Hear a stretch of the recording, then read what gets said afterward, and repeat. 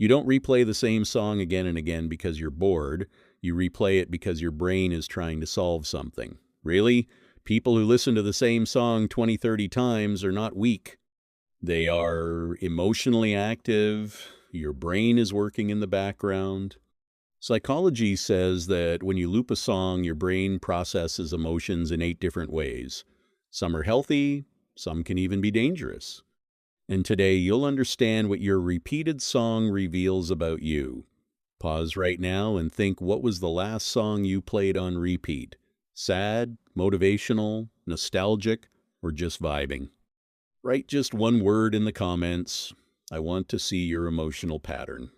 Section 1. Your brain craves predictability. The human brain doesn't like surprises. Movies can have surprises, but life usually doesn't. When you replay the same song, your brain already knows what comes next: the beat, the lyrics, the drop. This gives your brain an illusion of control. Predictable sound, predictable outcome. Research shows that familiar stimuli reduce anxiety. That's why children watch the same cartoons repeatedly. When life feels messy, exams, breakups, job pressure, a familiar song gives micro-stability. Next time you feel overwhelmed, don't just scroll random reels. Play your favorite song. Your nervous system will thank you. Section 2. You are regulating, not escaping. People think, I'm repeating sad songs, maybe I'm depressed. Not always. Repetition is not always avoidance. Sometimes your brain replays conversations or emotions to gain clarity.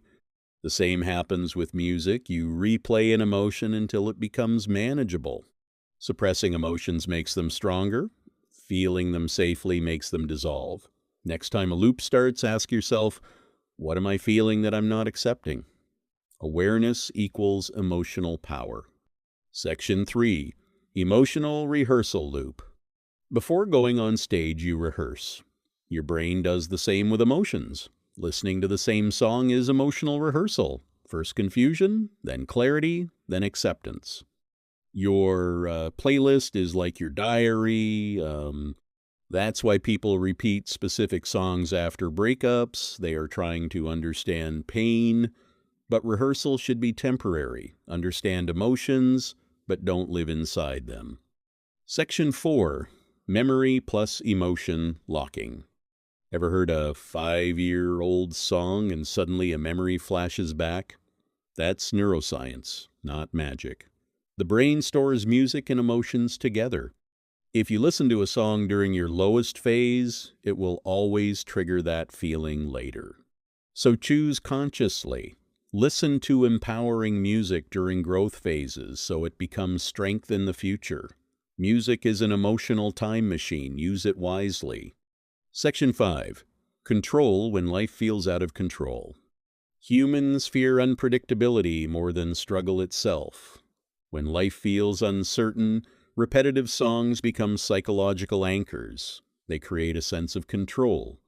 That's why you should build a grounding playlist of 5-7 songs that stabilize your emotions. When life feels chaotic, this becomes your safe zone. Section 6. Emotional validation. When you're upset, you don't always want solutions, you want validation. Sometimes a song expresses what you can't. When you feel understood, emotional intensity decreases. So when you repeat a song, you might be validating yourself. The next step is powerful. Name the feeling. I feel rejected. I feel stuck.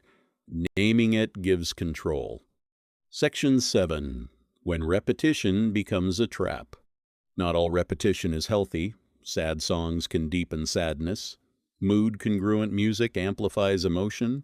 If you notice your mood worsening, use a transition playlist. Sad, neutral, hopeful. Sudden happiness feels fake, but gradual shift is sustainable. Respect emotions, but don't become their slave. Section 8. Turn music into a tool.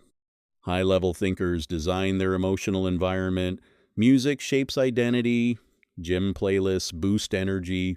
Study playlists improve focus. Healing playlists support reflection. Repeated input shapes identity. Identity shapes behavior. If you listen to victim-type music, your self-image may follow. If you listen to growth-oriented music, your future thinking changes. One song at a time, you can update your emotional software. Your repeated song is not random. It's a subconscious signal, sometimes for stability, sometimes for processing, sometimes for validation, sometimes as a warning. Don't judge it, observe it, because the soundtrack of your life is writing your next version.